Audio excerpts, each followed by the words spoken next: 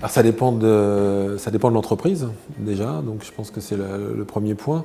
Dans notre secteur d'activité, dans l'habillement, avoir une marque qui a déjà une notoriété, ça aide. On gagne beaucoup de temps parce que pour installer une marque, il faut quand même du temps. Nous, on a une marque qui a un vrai savoir-faire, qui a une antériorité qui est installée. Donc c'est vrai que ça nous a permis déjà d'avoir les bases. Mais nous, on est dans le luxe, hein, donc une marque, pour l'installer dans le luxe, il faut du temps. Donc effectivement, pour nous, on a quand même gagné. C'était quand même plus facile pour nous de reprendre une marque existante que de la créer in extenso. Le Made in France, c'est surtout un savoir-faire. On a historiquement dans le vêtement une vraie culture de l'habillement en France.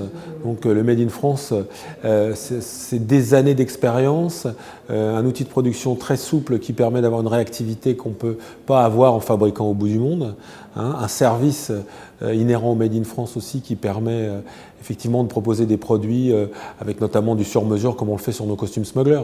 Nous, on est capable de proposer à la fois du prêt-à-porter et aussi du sur-mesure. Donc en fait, c'est un ensemble de choses qui fait que le Made in France aujourd'hui est un vrai atout.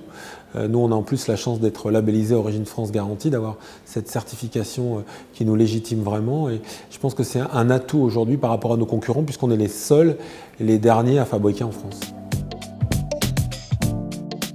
Alors je pense qu'il faut faire prendre conscience à chaque consommateur qu'il a un rôle à jouer aujourd'hui dans l'économie, de se dire que je pense que l'achat citoyen commence à faire vraiment son chemin, c'est-à-dire qu'il faut consommer différemment, on change de mode de consommation. Je pense que c'est important de savoir d'où viennent les produits, comment ils sont fabriqués, par qui ils sont fabriqués. Nous, ils sont fabriqués à Limoges dans notre outil de production et on participe à faire en sorte que des pans de l'économie ne disparaissent pas parce que lorsqu'on a perdu des savoir-faire, on les a perdus définitivement. Et on participe aussi au fait de donner des emplois à des ouvrières qui sont, voilà, qui ont des années d'expérience et qui ont envie de faire perdurer ce savoir-faire. Je pense que le Made in France doit être une problématique qui doit dépasser tous les clivages politiques. Je pense que ça devrait être très fédérateur. Je pense qu'on devrait être tous derrière cette réindustrialisation. Un pays qui perd son industrie, c'est un pays qui meurt.